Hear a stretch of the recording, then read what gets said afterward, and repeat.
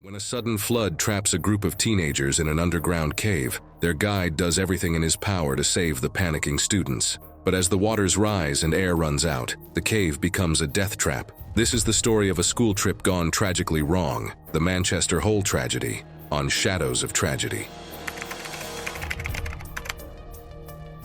November 2005. It was supposed to be an unforgettable adventure for the 8th graders of Tadcaster Grammar School in the UK.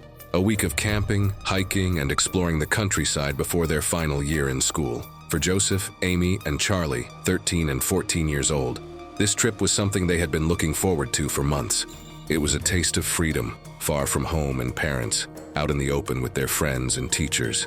The Outdoor Education Center at Bewerley Park, North Yorkshire, was buzzing with excitement as nearly 100 students were divided into smaller groups for various activities. While some groups went off to rock climb or hike, Joseph, Amy, Charlie, and their classmates were assigned to explore one of the region's cave systems, the Nidderdale Cave. Their guide for the day was a 17-year-old volunteer who had led many caving trips before. The adventure began as the group made their way towards a small hole in the ground, known as Manchester Hole. Manchester Hole is part of the larger Nidderdale Cave system, a network of underground passages beneath the scenic Yorkshire Dales.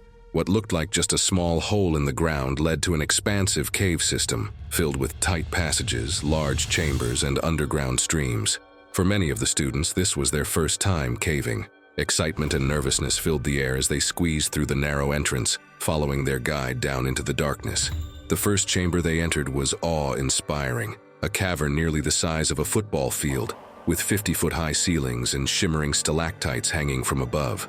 The ground was wet, with shallow streams of water running through, but the students, wearing rubber boots, splashed happily through the puddles. It was an adventure like nothing they had ever experienced before. After spending some time in the first chamber, the group continued their descent deeper into the cave. Crawling through a narrow, muddy tunnel, they reached the second chamber. This room, though smaller than the first, still allowed them space to explore. Water ran through the floor and their headlamps illuminated the walls around them. But as they gathered in the cold, damp space, something was off. The water level was much higher than expected. The ground beneath their feet was wetter than it should have been. The students began to notice it. The water wasn't just pooled in certain areas, it was everywhere, and it was rising slowly but steadily. A quiet unease spread through the group. The guide, now aware that something wasn't right, looked back toward the tunnel they had just come from. He had been in these caves before, but this felt different, dangerous. The water, once a trickle, was now creeping higher. Without wasting another second, he signaled for the group to gather near the tunnel entrance. They had to get out. What had been an exciting adventure was now turning into a race against time. The cold, damp air weighed heavily on the group, and the once small pools of water were now rising fast. The guide didn't say it out loud, but he knew. They were running out of time. What the students didn't know as they explored the cave was that miles away, powerful winds were transforming the Scar House Reservoir into a ticking time bomb. With winds gusting at speeds of up to 50 miles per hour, the water at the reservoir was being driven over the top of the dam with incredible force. In less than an hour, an estimated 1 million liters of water spilled over, rushing down into the underground cave system that included Manchester Hole. The sudden flood was a freak occurrence, caused by strong winds whipping across the reservoir and sending a torrent of water over the dam. In just minutes, this water made its way into the cave system below, including Manchester Hole, where it surged through narrow tunnels and filled every crevice. What had started as shallow puddles in the cave was now turning into a deadly flood. The students were completely unaware of what was coming their way, as they stood knee-deep in freezing water. As the water rose higher around their legs, the guide knew it was time to act. One by one, the students had to make their way back through the tunnel they had just come from. But now, the water was not just trickling, it was surging. The first few students scrambled through, their movements quickening as the tunnel became narrower, the water creeping higher. At the front, the teacher was doing his best to help the students, pulling them through the tunnel as quickly as possible. One by one, they crawled through the narrow, muddy passage, barely managing to keep their heads above water. As they moved deeper into the tunnel, a dreaded realization set in. There was a section up ahead where they would have to go completely underwater to reach the other side. Amy, Joseph, and Charlie at the back were moving slower, struggling to keep up. As they reached the submerged section, the water was now at their chests. The tunnel ahead was completely underwater. There was no choice but to hold their breath and dive. Amy hesitated, fear flashing across her face. Joseph was beside her, his breathing shallow, the rising panic visible in his eyes. With no other option, Amy took a deep breath and dove under. She crawled through the water-filled tunnel, her hands scraping against the rock as she pushed herself forward, desperate to reach the other side. The passage was so narrow, her body was wedged tightly between the walls. Her lungs burned as she struggled to hold her breath. Just as her strength was fading, Amy reached the other side. The guide grabbed her arm and dragged her up to safety. Coughing and gasping for air, she stumbled into the second chamber, her body trembling from the cold and the fear. But Amy had made it. Joseph, still standing at the water's edge, was gripped by panic. His breathing quickened, and he hesitated, knowing he had no choice but to dive. If you're finding this story intriguing, don't forget to hit the like button and subscribe for more captivating content. Finally, he submerged himself and pushed forward. But as he moved deeper into the tunnel, his fear overwhelmed him. Panic set in, and he made a split-second decision that would seal his fate.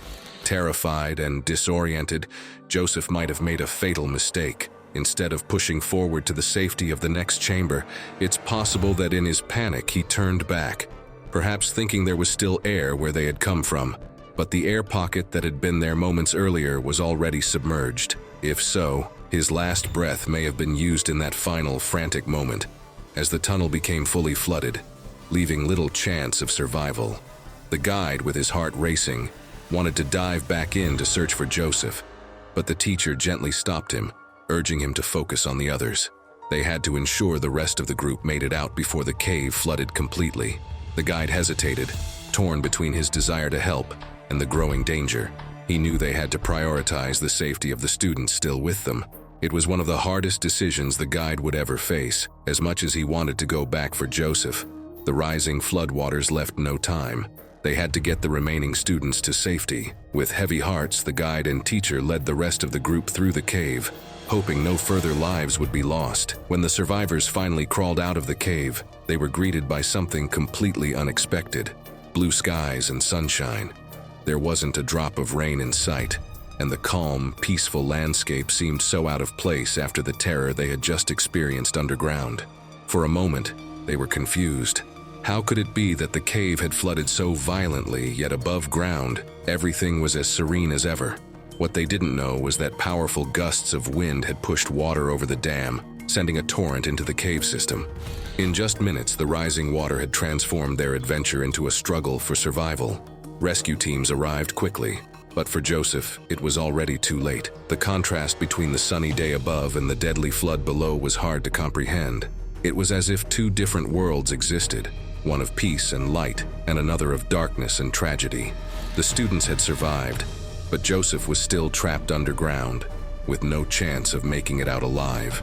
In the hours following their escape from the cave, the weight of what had happened began to sink in. For the students who had made it out, there was no joy in surviving.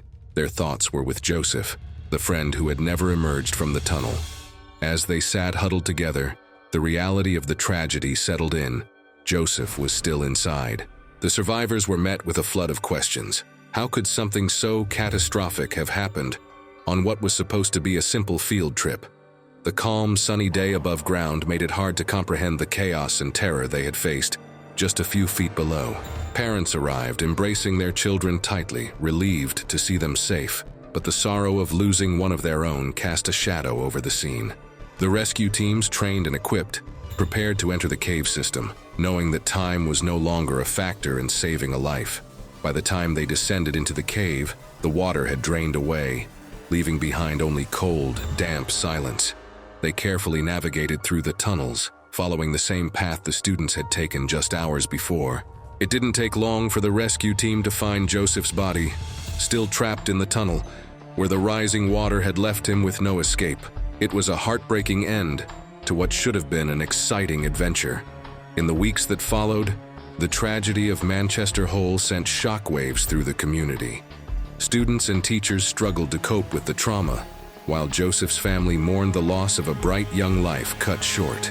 A memorial was set up at the cave's entrance where friends and classmates left flowers and notes, trying to make sense of a loss that felt incomprehensible. Charges were brought against the county council for negligence, claiming they had failed to check the reservoir's conditions before allowing the students to enter the cave. However, they were eventually acquitted, as the flooding was deemed an unforeseeable event. No one could have predicted that the strong gusts of wind would cause a flash flood, sending over 1 million liters of water into the cave system. But no verdict or explanation could erase the grief of those left behind. The students who had once looked forward to their field trip were now carrying the weight of trauma and loss. For Joseph's family, the court's decision did little to ease the pain. His life had been taken too soon, and his friends and classmates, too young to face such tragedy, were left to grapple with memories that would haunt them for years to come. The Manchester Hole tragedy serves as a tragic reminder of the unpredictable dangers that lie in the natural world. Joseph Lister's life was cut short on what should have been an exciting adventure with friends. His memory, though, lives on in the hearts of those who knew him. If you found this story moving, please like and subscribe to our channel, Shadows of Tragedy, to hear more real-life stories of courage, loss, and the lessons learned from tragedy.